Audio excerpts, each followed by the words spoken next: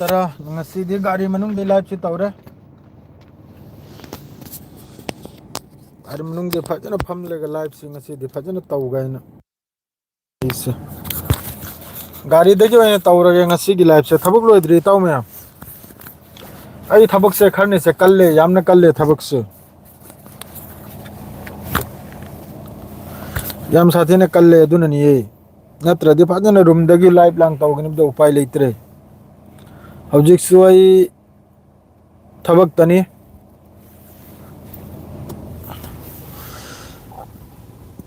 सिदन नुआई में ही फमजे लेगा वालेकुम अस्सलाम केस इरफान कम तो री ब्रो नुआई री ब्रो केस इरफान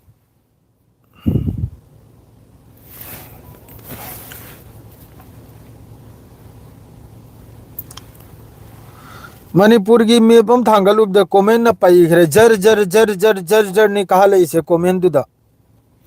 जर जर ने आइना फजना कोइना मेप तुसु अतोप दे लौ थजमनिदा अतई कुकीलेन हारिबा पेज तुदगी लौथबा मेपनी अदुरा मणिपुर नागा थारकले मैतई थारकले माद्रे मखाद नबु कुकीलेन थारकले अदुगी फोटो दु तैना लौथरेगा ए अखोइना लाइरिसि खुजोक्तनी मयाम चेक्सल बिउ हाइबसिदा माय मागी कमेंट्स ने जर जर जर जर जर जर हाइना मैतई रोमदगिसु पांगल रोमदगिसु कुकी रोमदगिसु जर जर नि कमेंट्स है रिजेक्शन लाइव हाई बनाबा दु मयाम न करी होने लौखरिम नो खंगदे जो भी हो नहीं दिलाइप सी पुंग तरुक पुंग तरेत फाउबा तरेत के नया फाउ तौ गायन खलिमनी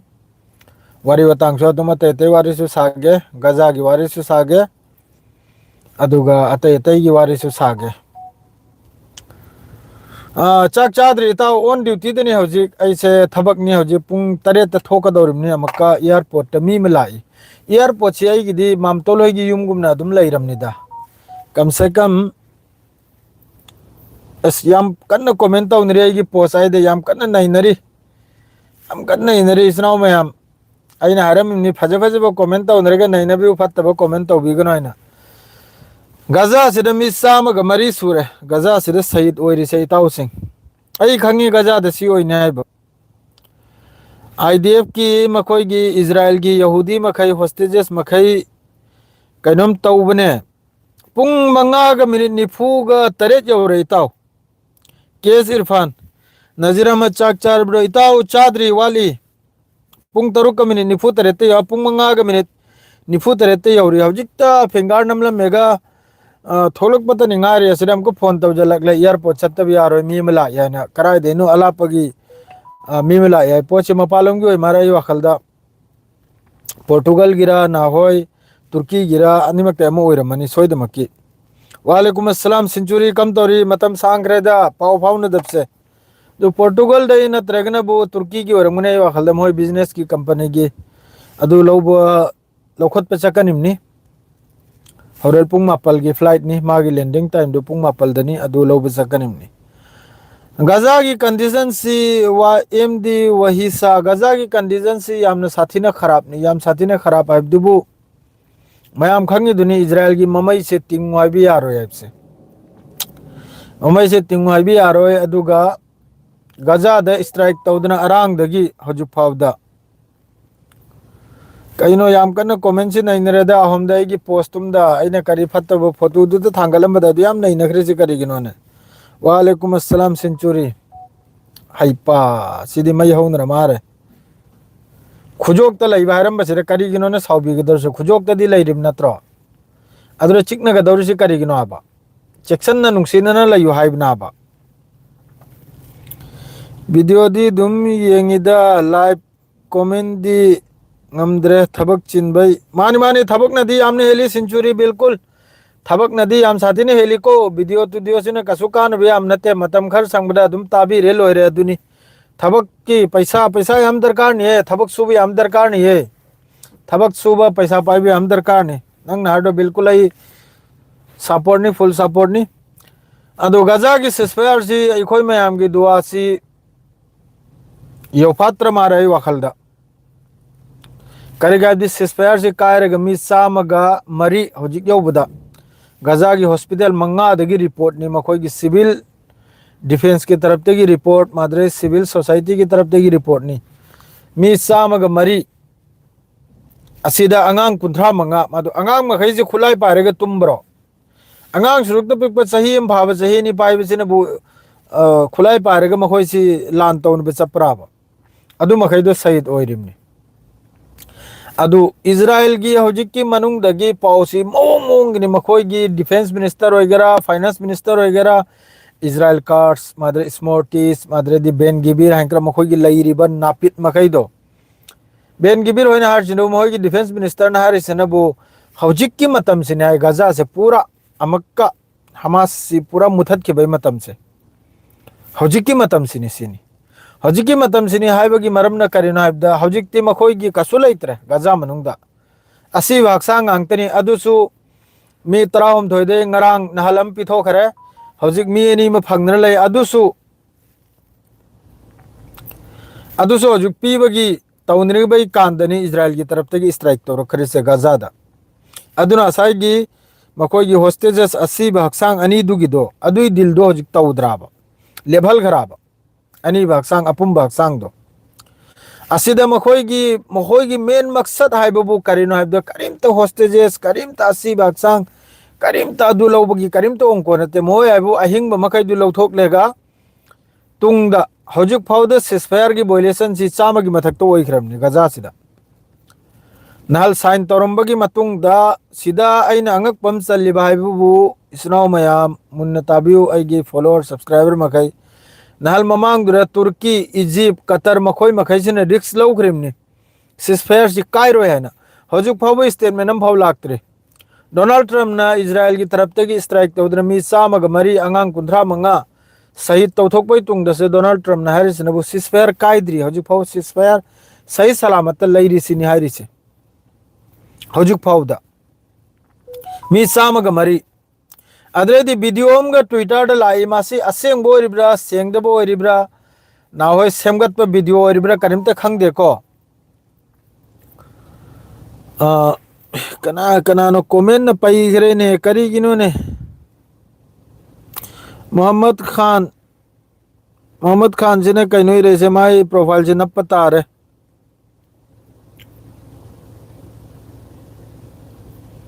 माई प्रोफाइल में नप पता रहे माई याम फजन मचल करा कामला करे मोहम्मद खान से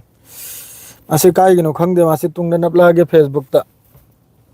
मा वो नप पता रहे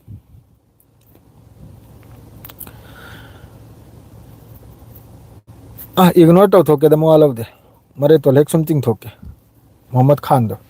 महिक मचा ने ओरे अदुग माना भंदे महिक मचा महिक मानो फत्ते फेसबुक तो कमेंट तौरे इमनी फत्तब कमेंट नि मान तौरे इदो सुम मरे तो लेक तिंग थोकरम के जाओ मराइना माओ फत्ते अदु मयामना खंग जाऊ जनु खंगदना अदु हौजिक ता नुंगाय तबा हाइबबु अदुम सिन होय गोय बगी अदुम नो फेत तौरिमनि को सेंगना हाइबदा नोक पाउ नोंद्रमनि अहोंगी पाउ हाइ तारु बगा अखोगी गाड़ी होंदना पूरीब मियाम है आई उरगा वखल से याम साथिन नुंगाइते सेंगना हाइबदा दो डोनाल्ड ट्रम्प ना हारिसिनबु सिसफायर कायद्रे हुजिक जो सिसफायर द लैरिसिनी खांगिब्रा अदुम लैखरा पाकिस्तान अमसुंग अफगानिस्तान की वारी तुर्की दे सानबा कायरे अदुई वारी दुसु कायरे हाइबदी हजि पाकिस्तान हारिसिनबु पाकिस्तान से मतिक मपासा दबिदा फाउ साब हाइबदु तारे अफगानिस्तान के तालिबान से पूरा मुथत तौरिम नाय मखोइना मगोंद हेलब कल्लब रशिया अमेरिका मुत्तन चक्रबा अफगानिस्तान चंगुबदा अदो पाकिस्तान ना हजि स्टेटमेंट पिरे से कुनो वारी लैत्राय अफगानिस्तान की तालिबान का डायरेक्ट लोजन दौरिम नाय पाकिस्तान हाइरे इसे माद्रेदी रशिया की तरफ तगी रशिया न लौजल मफम तुर्की की नते यूक्रेन की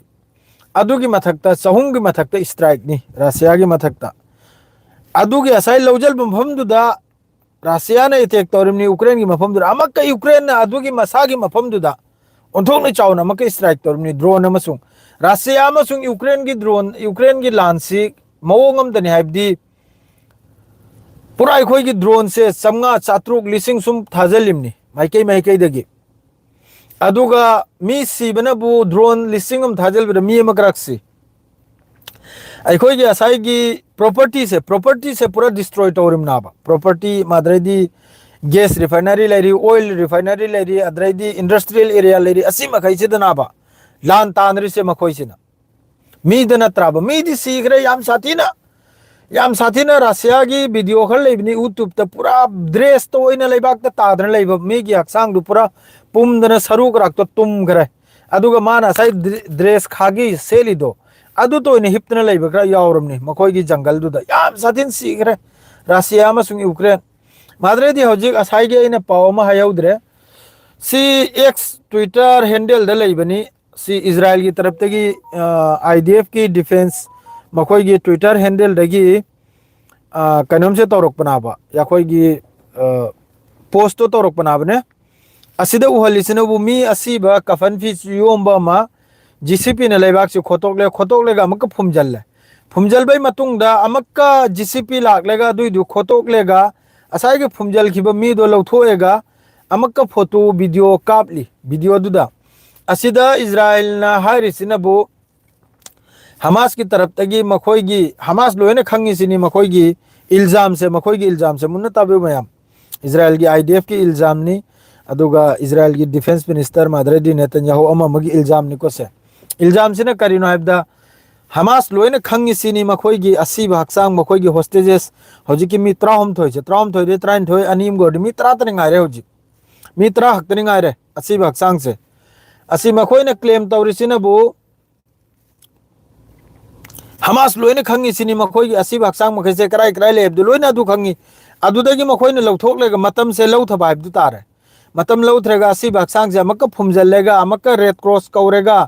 आईडीएफ की मियोय कौरेगा असाई माद्रेदी इजिप्ट मतेंगी लाकपा माद्रेदी जॉर्डन नै मतेंगी लाकपा मी मैदु कौरेगा बुलडोजर पुरेगा खोतोकलेगा असाई असी हक्सांग से आलेबाक मनुंगदगी फंगब सारिमनि सिनी हारि से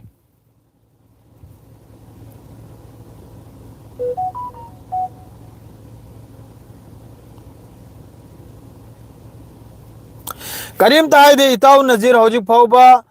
इजराइल की तरफ तगी स्ट्राइक तौबाय दे इजराइल की तरफ तगी मी सामग मरी अंगांग कुंठा मंगा कुंठा तरुक याम साथीना ट्रोल ने हौजिक सु डेट ट्रोल से याम साथीना शहीद ओइबगी मी से अदुम हेंगले एबा हौजिक सु अल जजीरा की रिपोर्ट याम साथीने हेंगले ई खान यूनुस एकदम मफम खुदिंग मक्तनी सेंट्रल गजा खान यूनुस असी मखैसे देनी इजराइल की तरफ ते स्ट्राइक तौखरी से अदु हौजिक फाउबा अरब कंट्री मखैगी मसिंदगी हौजिक फाउबा स्टेटमेंट अम फाउबा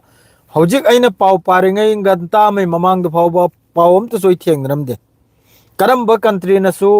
कंडेम तौरकपा माद्रेदी नंगना तौरसे हेंजल याइदो अम फाउना हौजिक फाउ हाइरक्तरी तुर्की वगैरह इजिप्ट वगैरह जॉर्डन वगैरह कतर वगैरह अरब वगैरह कनाम तन हाइरक्तरी हौजिक फाउबा अइना पारिङै सिदा फाउबा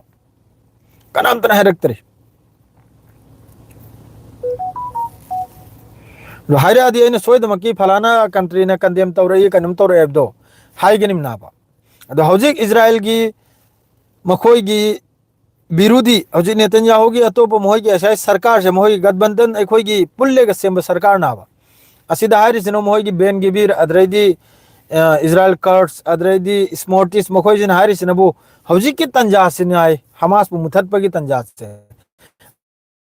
अदुना फुल स्केल द गजा सिदे स्ट्राइक तौसिनी हारिसे अजा सिदे लान तौसिनी हारिसे फुल स्केल द यामना चावना असिना करिनो हाइबदा खान यूनुस ता काप नबदा अदुसु मखोई की तरफ ते सिसफायर वायलेशन तौबदा स्नाइपर ना मखोई की इजराइल की काबक लेंग हाइगतपा ऑफिसर मा स्नाइपर ना थोम दगरे हमास की तरफ ते थोम तगिबसिना असिना मई पुनमक से चागले इनाबा अदु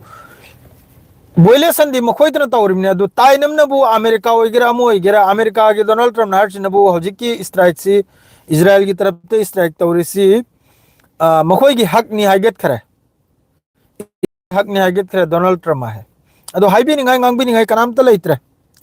अदरदी ईरान ना हौजिक हाइरी ईरान की मथक करिगुंबा हौजिक इजराइल की तरफ तगी लान तौरक कायना खलबता दि मया ही थेकने हाइगरे ईरान की तरफ थी स्टेट में मया ही थेकने हाइरिम मया दो ये थेकने हाइरिम ईरान ना हाइरी से हौजिक अदो ईरान सु शांति दनी, यमन सु शांति नी, लेबनान दे स्ट्राइक तौरी इजराइल की तरफ ते सुबले लेपते, लेबनान साउथ लेबनान दे नुमे चुप्पा इजराइल की तरफ ते की साउथ लेबनान दे हंदोक तना होजिक गजा दा, गजा की सिस्फायर से तिकीरो है बा हांदे सु खंगे, तिकीरो है बा खंगे अदुई मथकता लैरिबा असाइगी कनम लौखिबा रिक्स लौखिबा कंट्री मखैसिना स्ट्रांगली कंडेम तौबा माद्रिद स्ट्रांगली स्टेटमेंट पीबदो पिरक लो याबा आई खंग याबा पिरक लो याबा माद्रे होजिक स्ट्राइक तौरमे तंजासिरसु यामना कन्ना गजा से मक्का सेमगत सागत पगी यामना कन्ना सेंगदो खोतोकना होनरे मादु सोमदगी अमक्का इजराइल की तरफ ते हारी सिनबु अथुबदा अमक्का चाउन स्केल लान तौसिनी गजाय मनुंगदा अदो अदुम एचन नदन लैरे मखोय की वारी से ngang bi ngai sakpi ni ngai halbi ni ngai kanam ta leitram ni ne adum makhu thangalega allah da kaptna ni besara makhoi ji upai leitre seng na da kaptna ni je besara kap je besara karim to upai leitre lairiba filistini makai seng na da makhoi gi punchi si kari mag hairu ni wari mai amam ni makhoi si gi hojik madrai di west bank da Ramallah माद्रेदी Jerusalem असिदा खजिकिरा मखोई की settler नाजाइज मखैना तौग्रिसे माद्रेदी हौजी इजराइल मनुंग द मखोई की ऑर्थोडॉक्स आइना मखोई की यहूदी दसु कांगलुप खरम लैरी मखोई की कनोंबु मखोई की हिब्रू लाइरिक कनोम हद तौरात पाबा अदुगी कनोमोइबा लाइसु द मखोक चिंबा अदु मखै दुगसु यामना कन्ना मखोई मखै की ग्रुप तुना हारी सिनबु मखोई सीरसु आईडीएफ जॉइन तौरोइसिनी मखोई दो मखोई बस लाइरिक लाइसु सोलबगी धर्म कर्म की दमकत लैब मी गांगतनी सिने अदुगिसु यामना कन्ना